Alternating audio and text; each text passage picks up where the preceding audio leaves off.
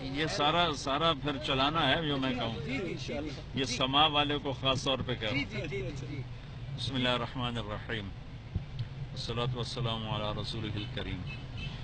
کچھ ماہ قبل میں گیا تھا جاتی عمرہ،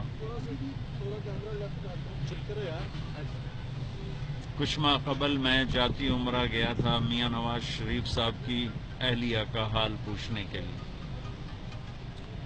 میں جب وہاں سے نکلا، مجھے جلدی تھی، میں ایسے روکا نہیں، بلایا نہیں، تو آپ کے میڈیا نے کسی نے خبر چلائی کہ تعویذ دینے گئے تھے، کسی نے خبر چلائی وظیفہ بتانے گئے تھے، سما والے نے یہ خبر چلائی کہ یہ خبر سب سے پہلے ہم آپ کو دے رہے ہیں کہ مولانا صاحب ان کو کوئی خاص وظیفہ دینے گئے ہیں کہ حکومت بچ جائے، یہ پتہ نہیں سزا سے بچ جائیں۔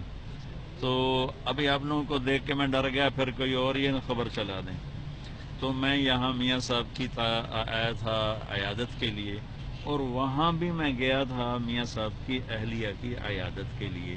اللہ کا فضل ہے، اللہ تعالیٰ مجھے بادشاہوں کے پاس لے جاتا ہے، میں ایک چائے کی پیالی کے علاوہ کسی چیز کا روادار نہیں ہوں۔ یہ شدت پسندی جو آئی ہوئی ہے، اس کے لیے میں آپ کے ذریعے سے تمام علماء، ہر مکتب فکر کے علماء، خطیب حضرات کے سامنے ہاتھ جوڑ کے کہتا ہوں کہ لوگوں میں محبت کا درس دیں، نفرت کی تقریریں، فرقہ واریت کی تقریریں، ایک دوسرے کو کافر کافر کہنے کی باتوں سے پرہیز فرمائیں، اور امت کو امت بنائیں۔ اختلاف رائے کے باوجود آپس میں محبت سے رہنا، یہ میرے نبی کا فرمان ہے۔ میرے نبی نے فرمایا اسلام کا سب سے مضبوط عمل کیا ہے؟ تو صحابہ نے عرض کی نماز، آپ نے کہا نہیں۔ پھر صحابہ نے عرض کیا جہاد، آپ نے فرمایا نہیں۔ پھر صحابہ نے عرض کیا روزہ، آپ نے فرمایا نہیں۔